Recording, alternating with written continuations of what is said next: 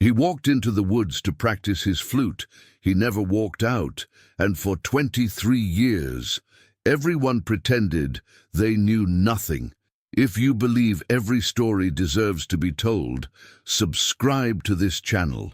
It helps us give voice to those who have been forgotten.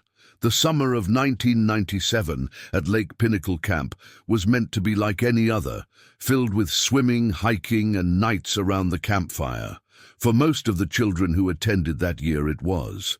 But for 12-year-old Daniel Foster, it became the dividing line between existence and absence.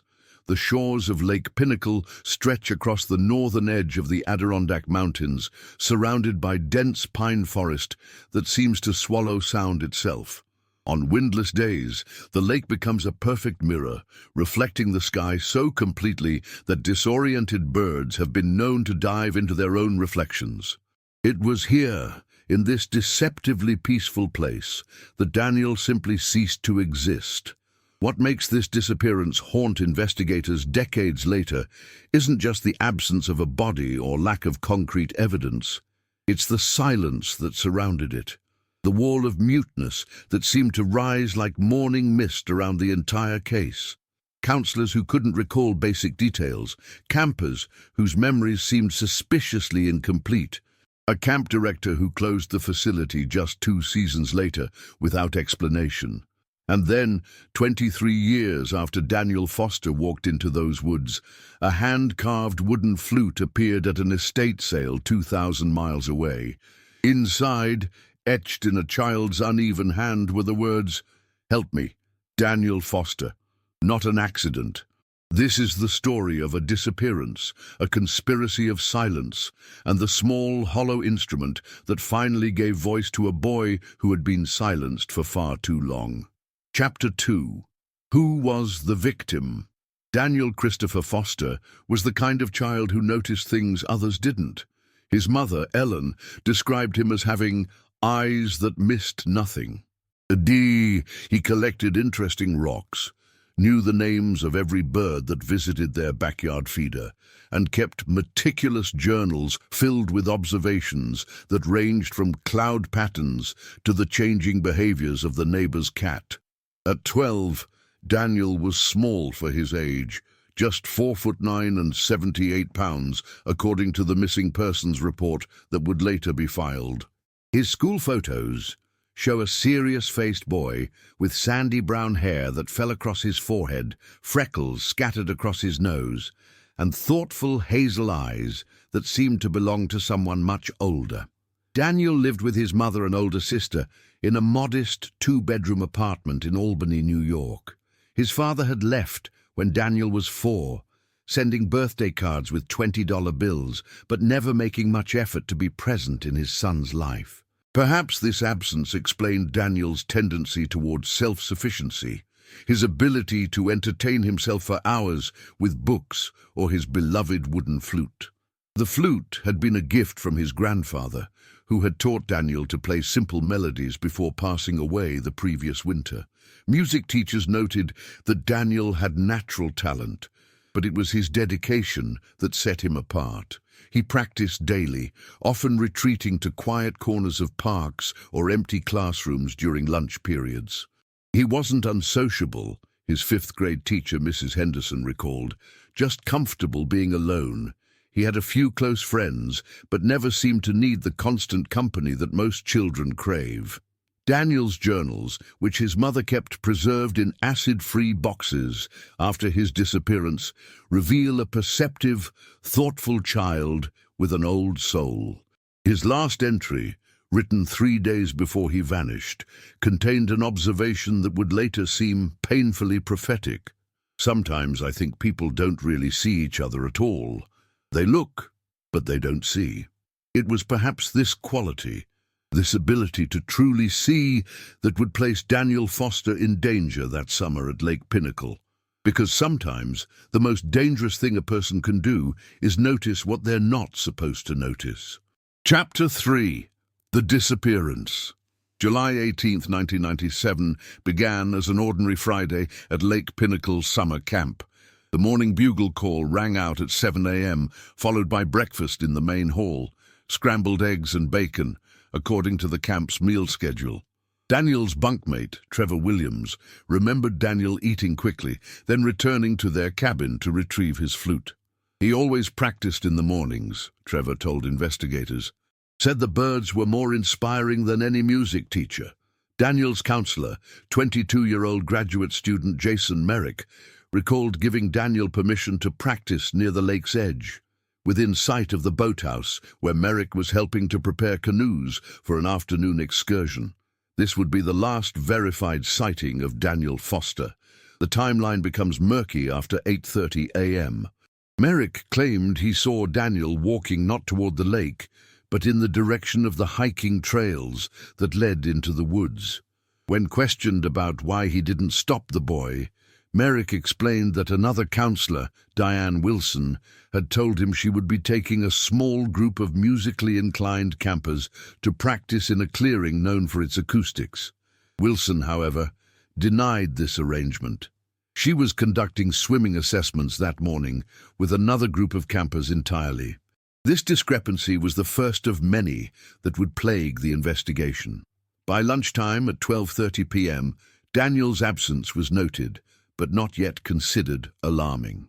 Summer camps are bustling environments, and it wasn't unusual for campers to lose track of time during activities. It wasn't until the afternoon head count at 3:00 p.m. that an official alert was raised. Camp Director Martin Radcliffe organized the first search parties, focusing on the marked trails and the areas around the lake. As daylight began to fade, local forest rangers and police joined the effort, bringing trained dogs that picked up Daniel's scent near the trailhead, but lost it less than a mile into the dense forest. What troubled investigators from the beginning was the flute, Daniel's most prized possession. It wasn't found along any of the trails, nor at the lake's edge where he supposedly went to practice. It wasn't in his cabin or any of the camp buildings. Like Daniel himself, the hand-carved wooden instrument had completely vanished. The last words anyone remembered Daniel saying came from Trevor Williams. He told me he'd heard something strange in the woods the night before. Not an animal, he said. Something else. He seemed excited about it, not scared. He said he was going to try to find the sound again. What sound had caught Daniel's attention? And why did multiple counselors have conflicting stories about where he was supposed to be that morning? As night fell over Lake Pinnacle, these questions hung in the air, unanswered. The first notes in a symphony of silence that would last for decades. Chapter 4. Initial Family Reaction. Ellen Foster was pruning roses in her small garden when the call came. Later, she would tell investigators that the moment she heard the camp director's voice, she knew. "Mothers know," she said. "We feel it when the cord is cut." Within 2 hours, Ellen and her 16-year-old daughter Melissa were in the car, driving the 93 miles north to Lake Pinnacle, a journey that should have taken just under 2 hours, but which Ellen completed in 87 minutes. The entire drive, Melissa later recalled, her mother didn't speak a single word. She just gripped the steering wheel so tightly, her knuckles turned white. By the time they arrived, the search had been underway for hours. Flashlight beams crisscrossed the darkening woods, and the parking area was filled with Forest Service vehicles and police cars. Camp Director Martin Radcliffe met them at the entrance, his face grave. He kept saying how unprecedented this was, Melissa Foster recalled. How nothing like this had ever happened in the camp's 30-year history. Looking back, he seemed more concerned about the camp's reputation than about my brother. Ellen Foster's quiet shock quickly transformed into focused determination. She insisted on joining the search, despite rangers' concerns about having untrained civilians in the woods at night. "If my son is out there, he'll respond to my voice, not yours," she told them. No one had the heart to refuse her. The initial media response was limited to a small article in the local paper and a brief mention on Albany's evening news. This lack of coverage would later become a point of contention for the Foster family, who believed that more publicity might have generated crucial leads. As the search stretched into its second day, then its third, Ellen refused to leave the camp. She slept in Daniel's bunk, wore his forgotten sweatshirt, and conducted her own interviews with campers and staff, meticulously recording their responses in a red notebook. It was Ellen who first noticed the inconsistencies, how Councillor Jason Merrick's story changed slightly with each retelling, how Camp Director Radcliffe discouraged campers from speaking with her directly, how certain areas of the camp suddenly became off-limits due to safety concerns. "They're hiding something," she told the lead investigator, Detective Thomas Harmon, on the fourth day. "This place has secrets." Harmon, a 20-year veteran of the state police, took her concerns seriously enough to request personnel files for all camp employees, a request that met with resistance from Radcliffe, who cited privacy concerns and insisted on the need for a formal subpoena. By the end of the first week, the search had been officially downgraded from rescue to recovery. Ellen Foster, however, refused to accept this transition. "My son isn't dead," she told reporters in her first public statement. "He's missing, and someone at this camp knows exactly what happened to him." Little did she know that her fight for answers was just beginning, and that the wall of silence surrounding her son's disappearance was much higher and much stronger than she could possibly imagine. Chapter 5. Strange Behaviors. As the investigation entered its second week, subtle but noticeable shifts in behavior began to emerge among the camp staff. Councillor Jason Merrick, initially cooperative if somewhat vague, requested a transfer to a different cabin block, moving his belongings from the councillor's quarters near where Daniel had stayed to a cabin on the opposite side of the camp property. Camp nurse Valerie Simmons, who had initially told investigators that Daniel had visited her for mild hay fever symptoms the day before his disappearance, suddenly recalled that he had actually mentioned feeling dizzy and disoriented, symptoms that might explain a child wandering off trail and becoming lost. Perhaps most troubling was the behavior of Martin Radcliffe. The camp director, who had initially welcomed police presence and offered full cooperation, began imposing restrictions on investigators' access to certain camp buildings, including the old groundskeeper's shed and the camp's administrative offices. He cited liability concerns, Detective Harmon noted in his case files, but his demeanor had changed. Something had spooked him. Among the campers, an eerie pattern emerged as well. Children who had initially been forthcoming about their interactions with Daniel suddenly claimed not to remember him well. Trevor Williams, Daniel's bunkmate, who had provided key details about Daniel's last known statements, abruptly asked his parents to take him home 3 days after the disappearance. When contacted at his home a week later, Trevor appeared anxious and refused to elaborate on his earlier statements. His parents, concerned about their son's increasingly withdrawn behavior, told investigators that Trevor had been having nightmares but wouldn't discuss their content. Ellen Foster, still maintaining her vigil at the camp, noticed another disturbing trend. Several staff members appeared to be conducting their own searches, but in areas that the official search had already cleared. Most notable among these was Diane Wilson, the councillor who had denied arranging to take Daniel and other musically inclined campers to a special practice area. "She keeps going back to this one clearing about a mile into the woods," Ellen wrote in her notebook. "Always alone, always at dusk. What is she looking for?"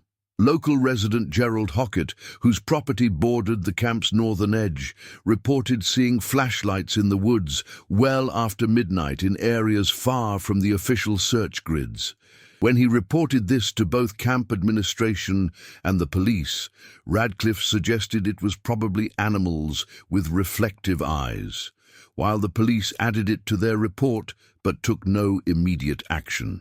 The most inexplicable behavior came from the camp's elderly music teacher, Edward Chambers. The day after Daniel's disappearance, Chambers cancelled all music classes for the remainder of the summer session, citing health concerns. Yet he remained at the camp, often seen walking the shores of Lake Pinnacle at odd hours. When Ellen Foster attempted to speak with him about Daniel's musical abilities and his beloved flute, Chambers reportedly broke down in tears, saying only, "Some music should never be played," before walking away. By the third week of investigation, Detective Harmon had compiled enough behavioral inconsistencies to request additional resources. "This isn't just about a child wandering off," he wrote in his formal request. "The entire atmosphere at this camp has changed. People are afraid, not just for the missing boy, but for themselves. What exactly had happened at Lake Pinnacle Camp? And why did everyone connected to it seem to be speaking in a code that concealed more than it revealed? The answers would remain elusive for years, until a small wooden instrument finally gave voice to the truth." Chapter 6. First Discovery. 37 days after Daniel's disappearance on August 24, 1997, the first significant physical evidence emerged. A seasonal ranger conducting routine trail maintenance discovered a small cairn of stacked stones approximately 2 miles from the camp, well off any marked path. The arrangement was clearly man-made, 7 stones balanced in a precise tower. What caught the ranger's attention wasn't the cairn itself. Hikers occasionally built them as trail markers. But what was beneath it? A torn piece of sheet music, protected from the elements by the stones. The paper contained handwritten musical notation for what appeared to be a simple melody, with the initials DF in the corner. Ellen Foster immediately identified the handwriting as her son's. "He was working on his own compositions," she explained to investigators. "He called this one Forest Echo. He was so proud of it." The discovery reignited the search, with efforts now concentrated around the area where the sheet music was found. Ground-penetrating radar was brought in to look for disturbed soil. Cadaver dogs searched for human remains, and team members combed through inches of forest floor looking for additional clues. 2 days later, they found something even more significant. A small carved wooden whistle, similar in design to Daniel's missing flute, but much smaller, as if made as a practice piece or prototype. The whistle was found hanging from a low branch by a thin leather cord, approximately half a mile from the cairn. Forensic analysis revealed 2 crucial details. First, the whistle had been carved recently, within the last month, based on the freshness of the woodcuts. Second, a partial fingerprint on the surface matched Daniel's right index finger. This suggests the boy was alive for some time after his initial disappearance, Detective Harmon wrote in his report. The question now is whether he was lost, in hiding, or being held against his will. The implications were staggering. If Daniel had been alive, crafting instruments in the woods, why hadn't he attempted to make his way back to camp or to a nearby road? The nearest highway was less than 4 miles from where the whistle was found. Difficult terrain, but not impossible for a mobile 12-year-old to navigate. Camp Director Radcliffe seized on the discovery as evidence supporting his preferred theory. Daniel had become disoriented in the woods, possibly due to the dizziness the camp nurse now recalled him mentioning, and had been attempting to survive on his own rather than finding his way back. "Children in survival situations often behave irrationally," Radcliffe told reporters at an impromptu press conference. "Instead of seeking help, they sometimes go deeper into hiding. It's a documented phenomenon." Ellen Foster vehemently rejected this explanation. "My son knew these woods," she countered. "He had a compass. He was smart and resourceful. If he could carve instruments, he could find his way back, unless something or someone was preventing him." The most disturbing aspect of the whistle came from Edward Chambers, the camp's elderly music teacher, who had cancelled his classes after Daniel's disappearance. When shown the instrument, Chambers became visibly distressed. "That's not right," he whispered, refusing to touch the whistle. "The finger holes. They're not positioned for music. They're positioned for something else." When pressed to explain what he meant, Chambers abruptly excused himself and refused further comment. 3 days later, he left the camp entirely, citing a family emergency that investigators later determined did not exist. The whistle and sheet music provided tangible evidence that Daniel had survived, at least initially, after vanishing from camp. But they also deepened the mystery surrounding his disappearance. Why would a child with obvious survival skills and musical knowledge remain hidden in the woods? What had the music teacher recognized in the whistle's unusual design? And most importantly, if Daniel had been alive, where was he now? These questions hovered like mist over Lake Pinnacle as summer gave way to autumn, and as the leaves began to turn, the case that had briefly reignited would once again grow cold. Chapter 7. Case Grows Cold. By November 1997, the dense Adirondack forest surrounding Lake Pinnacle had surrendered to winter. The first snows fell, covering whatever evidence might still remain, and the seasonal search teams dispersed until spring. Despite the discovery of the sheet music and carved whistle, Daniel Foster remained missing. Ellen Foster, who had maintained her presence at the camp for nearly 2 months, finally returned to Albany when the facility closed for the season. Her apartment, once filled with the sounds of Daniel's flute practice, now echoed with silence. She had lost 20 pounds, and her hair had begun to grey at the temples. "I'm not giving up," she told Detective Harmon during their weekly check-in calls. "I'm just regrouping." The investigation, once urgent and dynamic, settled into bureaucratic routine. Leads were followed, interviews conducted, reports filed, but the momentum had been lost. Without a body, without a clear crime scene, without even a confirmed abduction, the case became increasingly difficult to prioritize as new emergencies demanded attention.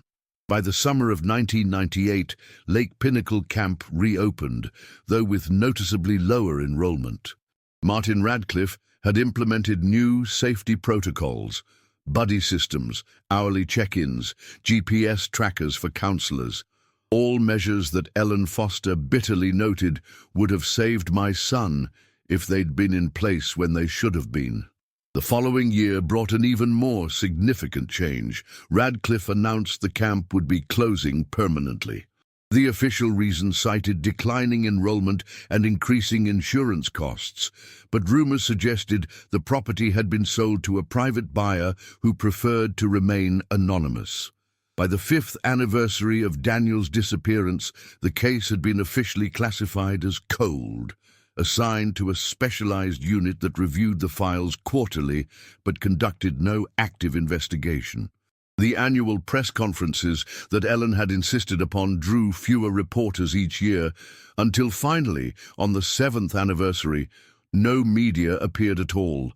The wall of silence that had begun with conflicting stories and strange behaviors had solidified into something impenetrable. Jason Merrick, the counselor who had last seen Daniel, had moved to Oregon and declined all further contact with investigators. Diane Wilson had married, changed her name, and disappeared into suburban anonymity in Connecticut.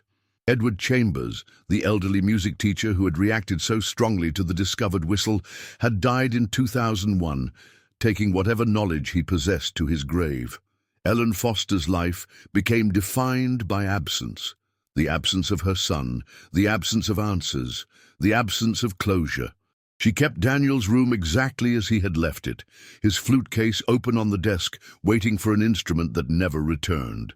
She maintained a website dedicated to his case, but the visitor counter rarely changed. Melissa Foster, Daniel's sister, eventually moved to California, unable to bear the stasis of grief that had enveloped their home. "Mom became a monument to missing," she explained years later. "I couldn't live in that museum of loss anymore." For almost 15 years, nothing changed. The Lake Pinnacle property remained abandoned, its buildings slowly reclaimed by nature. The case files gathered dust. The small carved whistle and piece of sheet music sat in an evidence locker, occasionally reviewed but yielding no new insights. And then, in 2012, the unexpected death of Martin Radcliffe, the former camp director, set in motion a chain of events that would finally begin to crack the wall of silence. His widow, sorting through his personal effects, discovered a locked metal box containing camp records that had never been shared with investigators. Records that included a list of unofficial music club members from 1997, with Daniel Foster's name circled in red. The case file was reopened, but progress remained glacial. The property records for Lake Pinnacle revealed that the camp had been purchased by a shell corporation that traced back to a private equity firm with dozens of holdings. Former counselors contacted for new interviews cited fading memories or declined to participate entirely.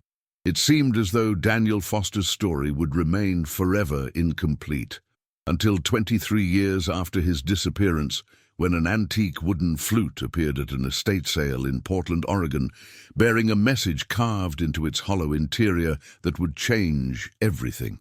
Chapter 8. New Clue. April 17th, 2020. Sylvia Chen, a music teacher at Portland Community College, was browsing an estate sale in the affluent West Hills neighborhood when she spotted a handcrafted wooden flute among a collection of musical instruments. As a collector of traditional flutes from around the world, she was immediately drawn to its unusual design. It was clearly handmade, but with remarkable skill, Chen later told investigators.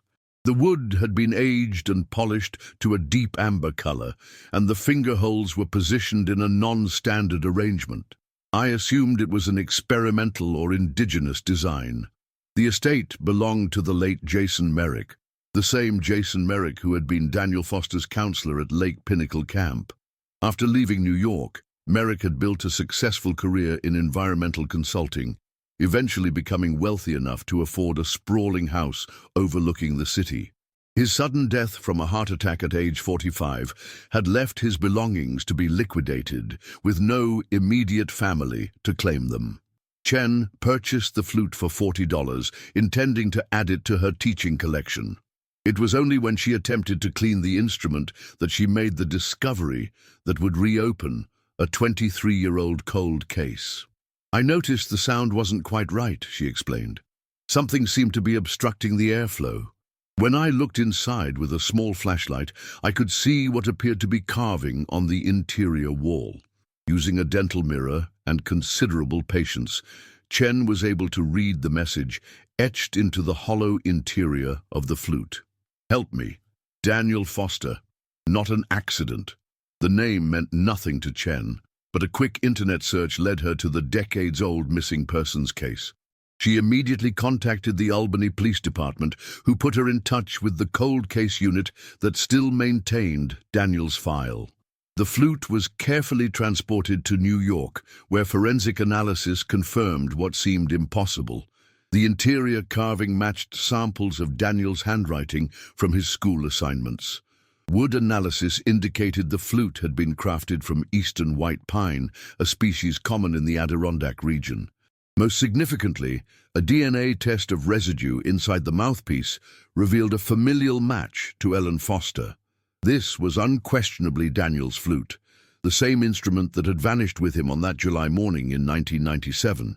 But how had it ended up in the possession of Jason Merrick, thousands of miles away?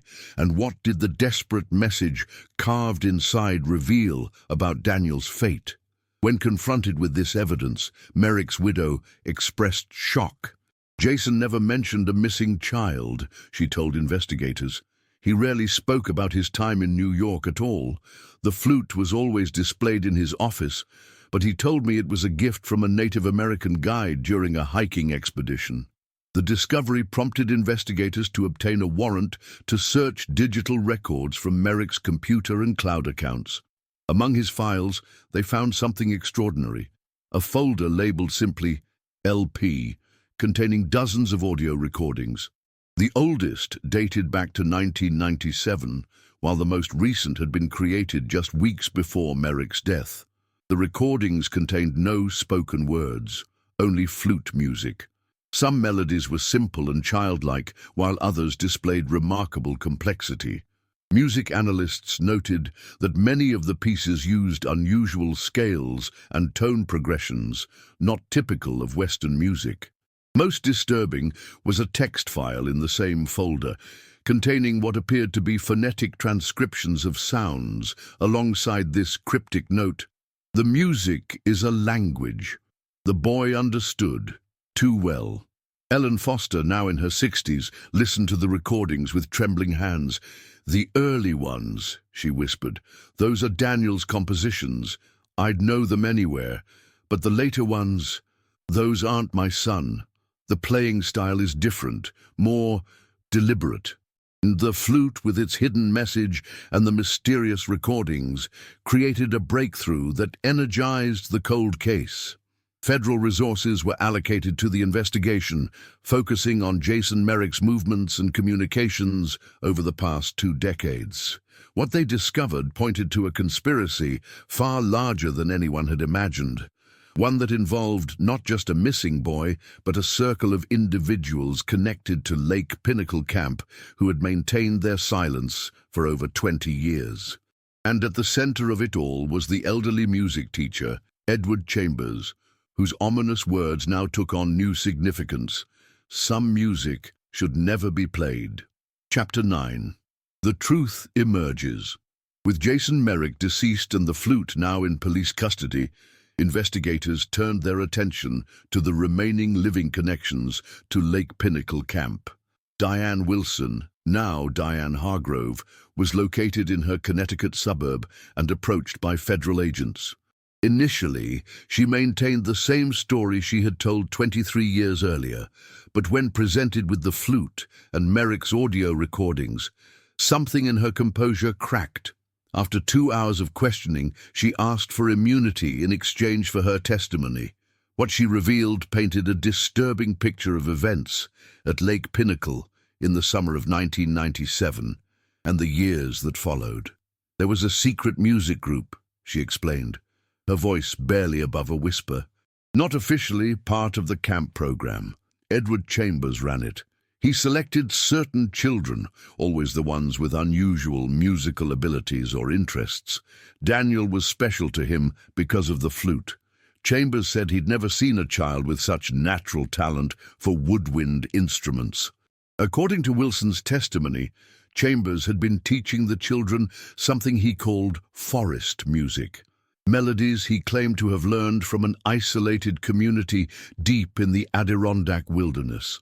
The music used unconventional scales and rhythms that Chambers insisted could communicate with the natural world. "It sounds crazy now," Wilson admitted. But Chambers was convincing. He told us the music could call animals, predict weather patterns, even influence human emotions. Most of the children just thought it was a fun game. But Daniel took it seriously. He practiced constantly.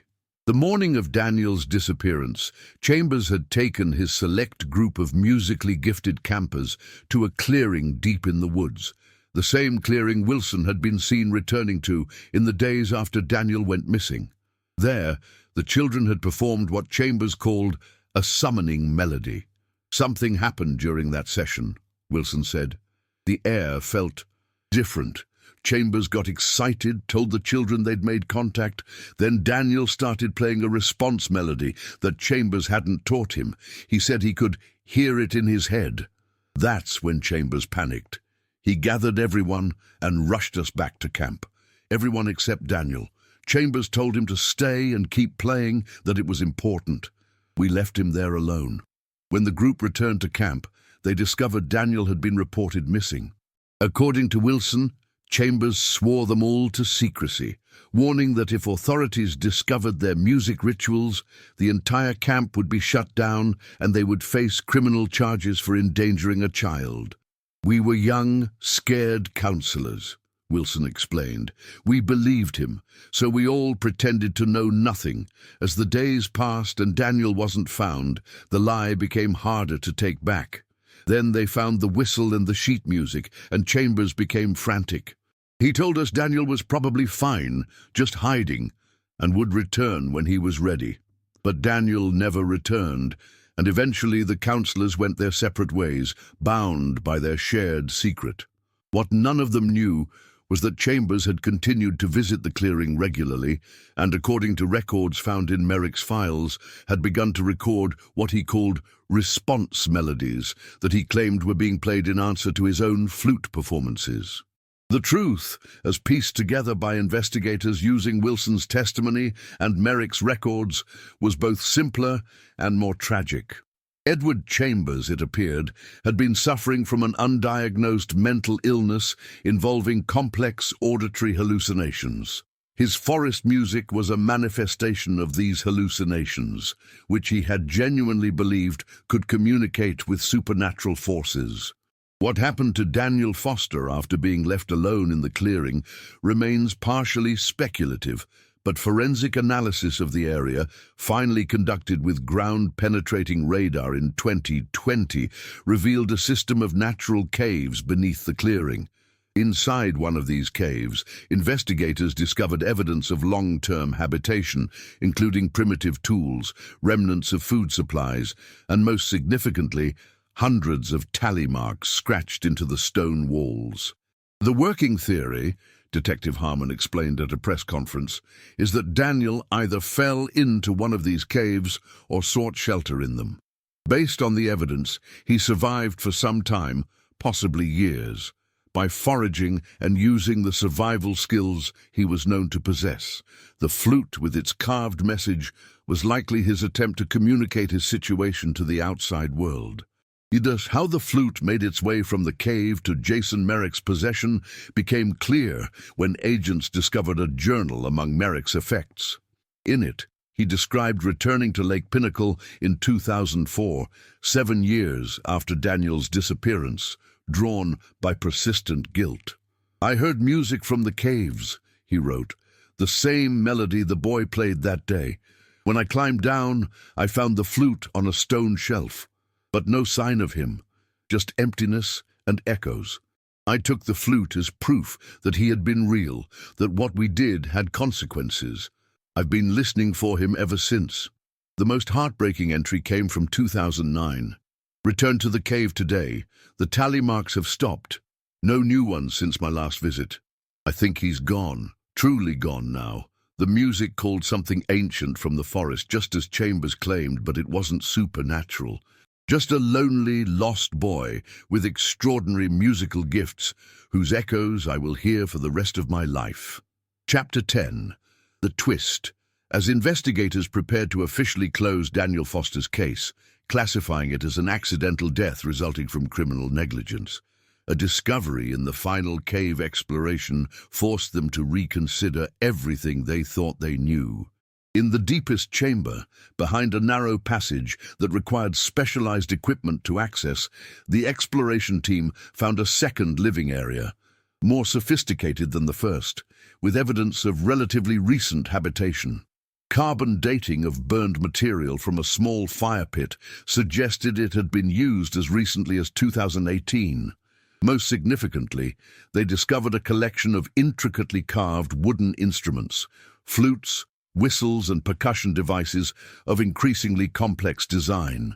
The craftsmanship showed a clear progression, from rough early attempts to sophisticated instruments that music experts would later describe as revolutionary in their acoustic properties.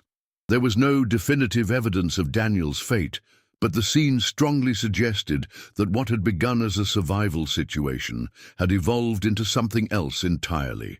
A deliberate withdrawal from the world.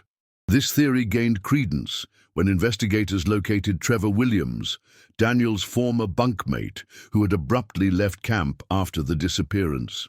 Now a music professor at Juilliard, Williams had never spoken publicly about his experiences at Lake Pinnacle. After initial reluctance, Williams agreed to an interview that fundamentally changed the narrative surrounding Daniel Foster's disappearance. Daniel wasn't a victim, at least not in the way everyone assumed, Williams explained. The night before he vanished, he told me he'd discovered something in the woods. Not something dangerous, something wonderful. He said he'd found the music that exists between sounds and that he needed to go deeper into the forest to fully understand it. According to Williams, Daniel had been planning to venture into the woods alone, deliberately separating himself from the camp routine. He made me promise not to tell anyone for at least a day. He said people wouldn't understand, that they'd try to bring him back before he was ready. Williams had kept his promise, only becoming concerned when the search parties formed. When they started looking for him, I got scared. I told my parents I wanted to leave because I felt guilty for keeping his secret. But the truth is, Daniel wasn't lost or taken. He left. This revelation prompted investigators to re-examine the messages carved inside the flute. "Help me, Daniel Foster." Not an accident. What if this wasn't a cry for rescue, but something else entirely? What if "help me" referred not to physical salvation, but to understanding? What if "not an accident" meant his disappearance had been intentional? The audio recordings found in Merrick's possession were sent to advanced acoustic analysis labs, where experts made a startling discovery. The later recordings, previously assumed to be played by Merrick himself, contained sound patterns impossible to produce with conventional playing techniques. Some frequencies existed at the very edge of human hearing, while others featured overlapping tones that a single instrument shouldn't be able to create. Whatever or whoever created these sounds was using techniques unknown to modern musicology, one analyst reported. The progression suggests experimentation, learning, evolution, as if someone had spent years developing an entirely new language of sound. Ellen Foster, presented with this new evidence, listened again to the recordings that spanned decades. This time, she recognized something in even the latest pieces, a distinctive phrasing, a particular way of ending melodic lines that had been uniquely her son's. "He's alive," she whispered, "or at least he was much longer than anyone thought. He didn't just survive in those caves, he transformed there." Later, the final piece of evidence came from local residents near the abandoned camp property, who for years had reported hearing strange, beautiful music drifting from the woods on still nights. They had assumed it was teenagers trespassing on the property, or perhaps natural sounds distorted by wind and terrain. But sound recordings made in 2019 by a local amateur naturalist trying to capture owl calls had accidentally picked up fragments of what appeared to be flute music, music that matched the acoustic signature of the most recent recordings found in Merrick's collection.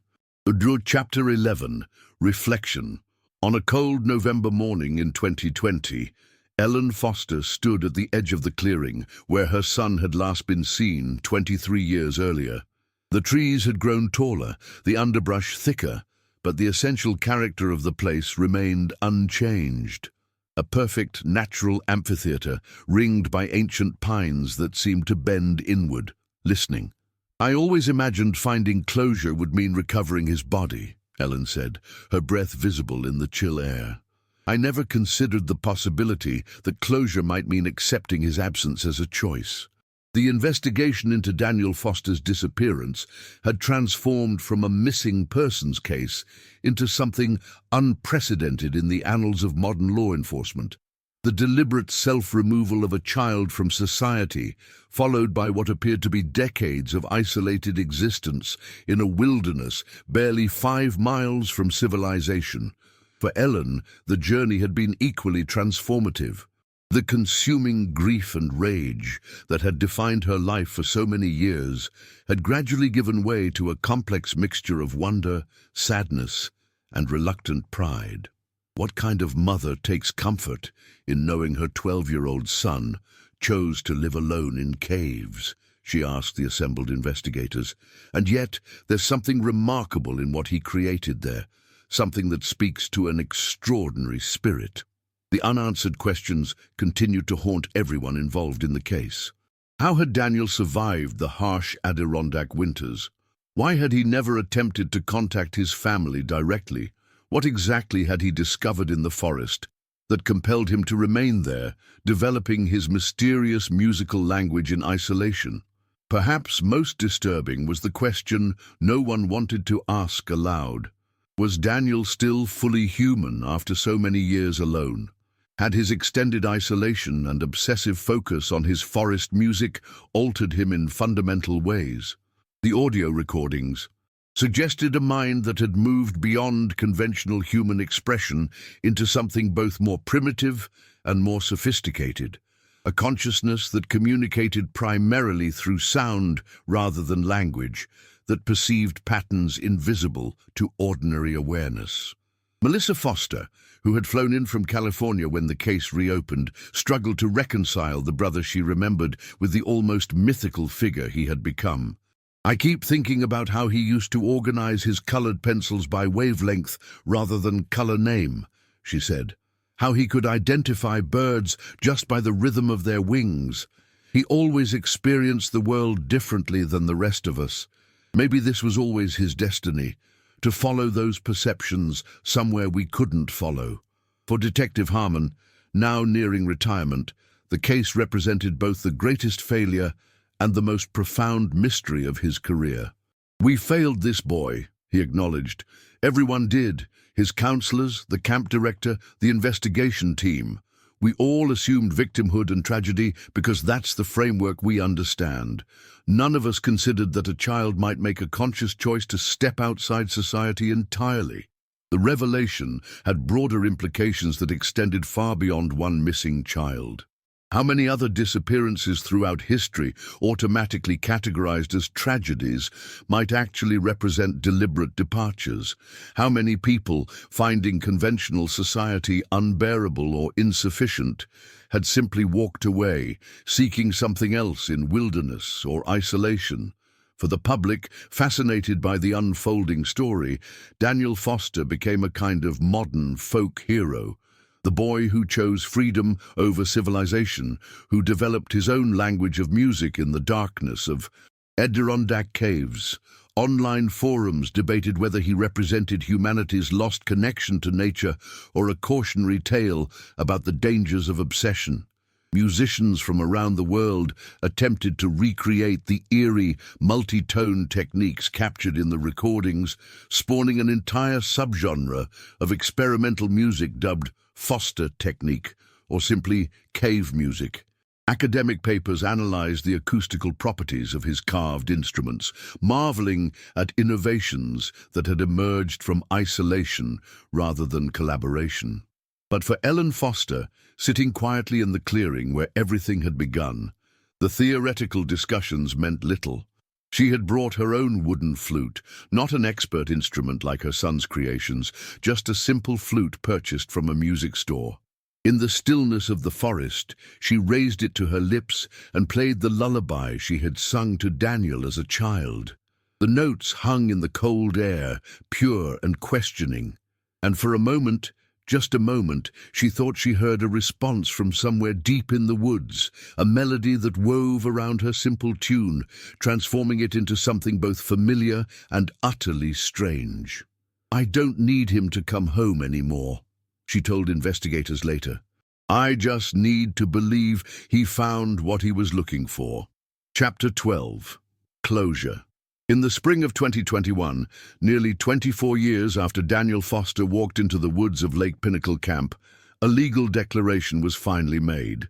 After reviewing all evidence, the cave habitations, the progressive instrument designs, the audio recordings spanning decades, and the testimonies of those connected to the case, the court officially classified Daniel as missing by choice rather than deceased or abducted.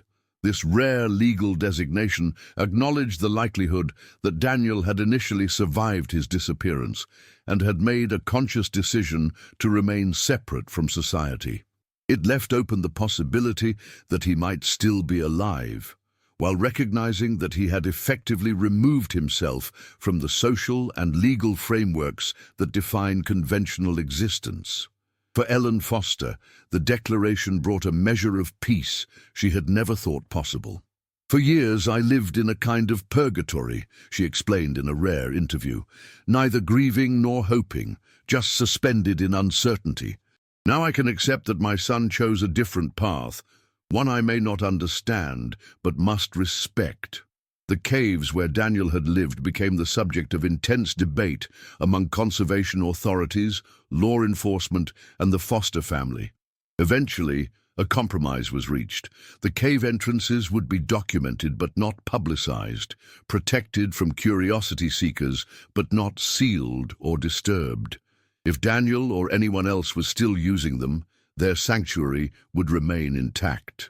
Ellen made one final pilgrimage to the main cave before leaving the area for the last time. She brought no search teams, no cameras, no recording devices, just herself and a small package wrapped in waterproof material. Inside was a new handcrafted flute, commissioned from a master instrument maker, along with a letter written in the careful, precise handwriting that mirrored her son's childhood journals. She placed the package on the stone shelf where Jason Merrick had found the original flute years earlier. What the letter contained, she never revealed to anyone, but those close to her noted a profound change in her demeanor afterward, a lightness that had been absent for decades. The Foster case changed how authorities approach certain missing persons investigations, particularly those involving children with unusual cognitive or perceptual abilities. A new protocol was established, informally known as the Foster Assessment, which considers the possibility of voluntary departure alongside more traditional scenarios of abduction or accident. Perhaps the most lasting legacy came in the form of the Daniel Foster Music Foundation, established by Ellen and Melissa to support children with exceptional musical abilities, particularly those who, like Daniel, experience the world differently from their peers.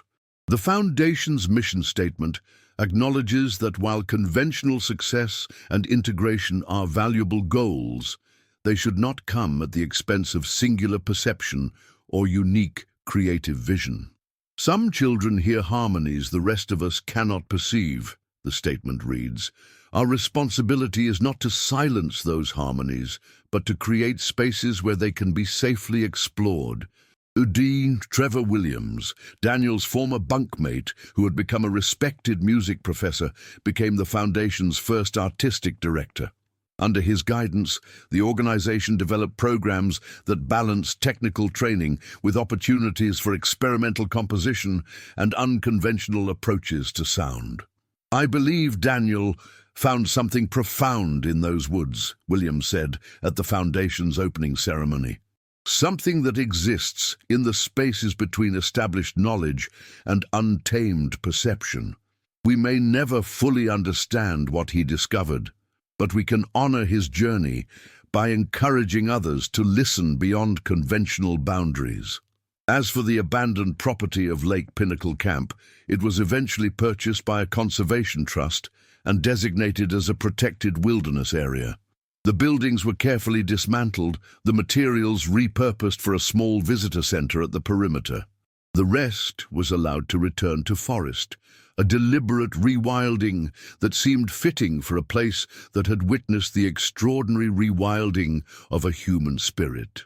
On quiet nights, local rangers occasionally report hearing unusual flute music drifting through the trees, melodies that seem to contain impossible harmonics and rhythms that shift like living things. Official policy is to document these occurrences, but not to investigate them. Some mysteries, it has been decided, deserve to remain mysteries. In her home in Albany, Ellen Foster keeps her son's room much as it was, but with subtle differences. The space is no longer a shrine to absence, but a testament to transformation. The empty flute case remains on the desk, but the desperate sadness that once permeated the room has been replaced by something else. A curious sense of possibility, as if the room itself is listening for distant music. People ask if I believe Daniel is still alive, Ellen says, when pressed by those who don't know better than to ask. I tell them he's alive in the way that matters most to him, in the language of sound he created, in the music that continues to emerge from those woods. Whether his physical heart still beats seems almost beside the point now. And on certain nights, when the wind is still and the modern world's noise recedes, Ellen sometimes takes her simple flute to her garden and plays the lullaby, the one melody that connects her to whatever or whoever her son has become. Sometimes she imagines responses weaving through her simple tune, transforming it into something both ancient and newborn. Sometimes she simply listens to the spaces between notes, wondering what her extraordinary son might have heard there. What call was so compelling that he would follow it into the darkness and never return to the world that had named and shaped him? For in the end, this isn't simply the story of a boy who vanished at summer camp. It's the story of a human being who heard a different music than the rest of us, and who had the rare courage, or perhaps the beautiful madness, to follow that music wherever it led.